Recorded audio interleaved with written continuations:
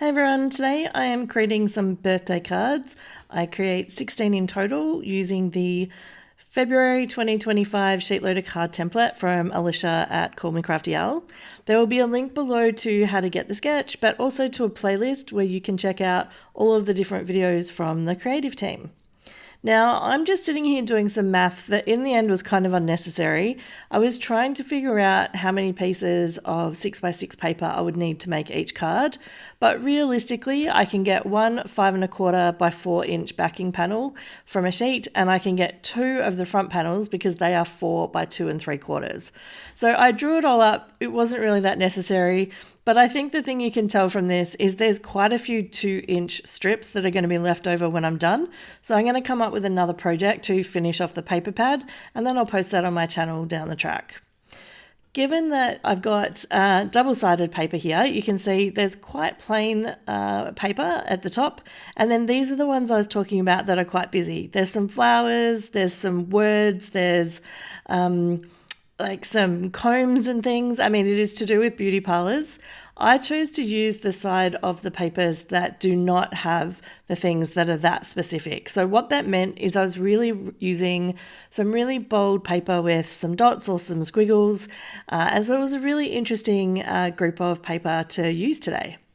I really do love, and you can't see it just here because I have cropped the screen a little bit, but I really love the triangle paper, and it was very interesting trying to work out which of these colored paper I would match up and do together.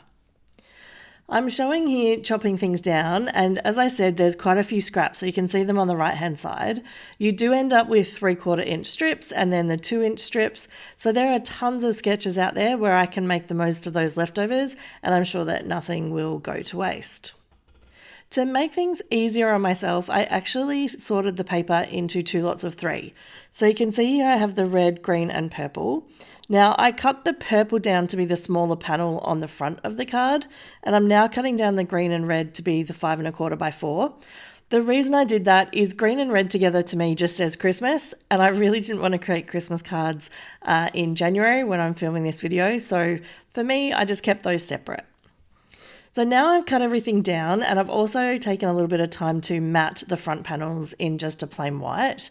And now I'm going to run through and I'm going to do a little bit of mixing and matching to see how I'm going to line things up, in particular on the left-hand side where I used part of the triangles as the backing panel, and then I actually switched it up a little bit and used part of the triangles for the front panel.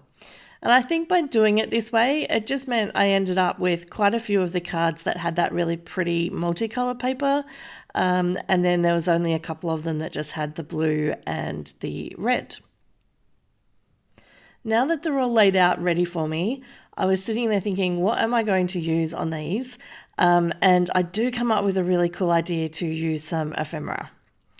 Now, this part here is me just not wasting anything.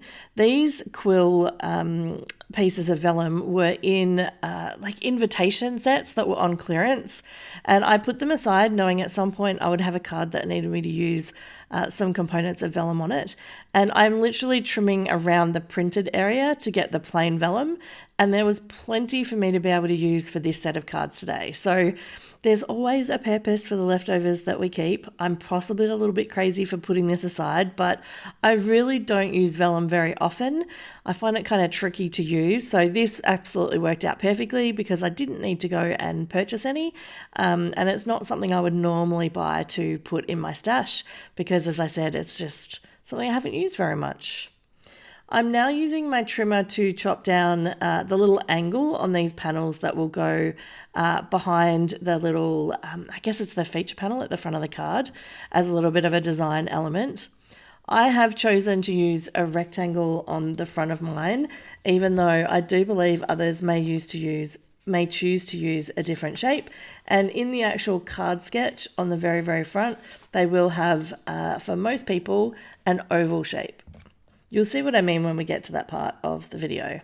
Now, here's me trying to work out if I've got a set of ephemera that's going to match. There was 2 that I just showed on the screen. The one I used is called Bright Days Ahead. This is the bright one up in the top right-hand corner. And the other one is exactly the same die cuts, but in a totally different color combination. And that one's called A Brand New Year. So I didn't use the Brand New Year at all. I only used Bright Days Ahead, but I will put a link to both of those and everything else below, just in case that there's something that you are trying to find. Now, as I said, I'm not doing ovals on the front with my sentiment. I chose to do rectangles, so I just used my Spellbinders Scout just then, and I used it with my Gina K stitched rectangles. Now, I have both sets. I have the stitched rectangles and the double stitched rectangles. You can use them together, and when you cut them out, they're really close together to create a really, really small border. So Gina does this a lot in her videos where she has kind of that signature black border or black layer that she adds to a lot of her cards. Highly recommend them. I only got those recently, and so I'm going to work through and come up with some ideas on how to showcase them in another video. Now I'm working through the first set of 4 cards. I did decide to use the ones with the bright triangles first because I thought if I don't have things where the colours match, then they're probably going to be a little bit more obvious on here given there's quite a few colours involved already. So I've just put the vellum on the back of my little rectangle elements that will include my sentiment as well as my ephemera. And now I'm trying to figure out what am I going to put on each of these. And I went for the easy things first, which was I put either 1 or 2 of these potted plants onto the front of each of these cards. And then I looked at them and decided what I was going to do for a sentiment. And I decided to keep things really, really simple today. And I've just put a tiny little happy birthday in the bottom right of these rectangles. I worked out that if I had something on the left, then it was just a nice little balance to put something down here on the right, and it kept things nice and simple for when I was creating the cards. It's worth noting that there's quite a few flowers and leaves and things in this ephemera set, as well as quite a few small flowers. For one of the vases, I think it's maybe the one on the top right, I'm not sure. For a few of these, the vase was empty and then I actually paired it up with the foliage or leaves or flowers. Very easy to do, and it gives you a little bit more choice. Now, because I decided I was going to use a similar format, you can see here I'm bulk stamping the happy birthday. I am being very careful to hold my stamping block nice and straight when I'm doing it, so I don't get any blotchy stamping. It does take a little bit of practice, but I find because I'm using VersaFine black ink and it's a pigment ink, I don't have to restamp it. I get a nice crisp stamp on my first try. Now I'm just putting these together and you'll see that I've got 2 things on my desk. Actually, I've got 3 adhesives on my desk. I have my double-sided tape over there on the right-hand side. I have my liquid glue, and then I also have on the left here, I think it's 1 inch wide, but then it's only 1 or 2 millimeters thick foam tape. Traditional foam tapes, I think, are 3 or 4 millimeters deep, but for some of the ones that they have at scrapbook.com, and I'll put a link below, they are really quite thin. So if you're really just trying to create a little bit of shadow or a little bit of separation, they work really, really well.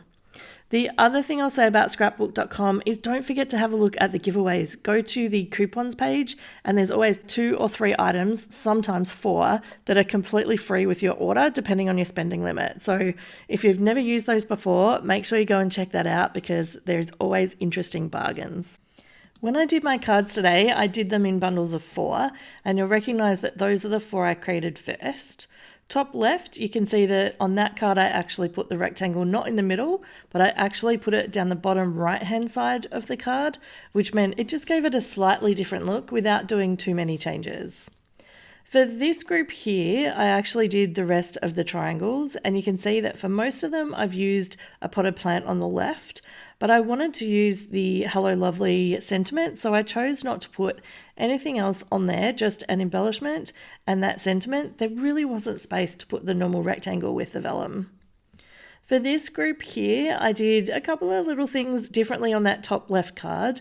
I said earlier that there was lots of flowers involved, so I cut a bunch of them, not always in half, but just cut through them, and then created a little interesting border around the second layer of the pattern paper. And then when I put a few flowers on that top sentiment white piece, it just added a little bit of interest, made it a little bit different to the rest of the cards.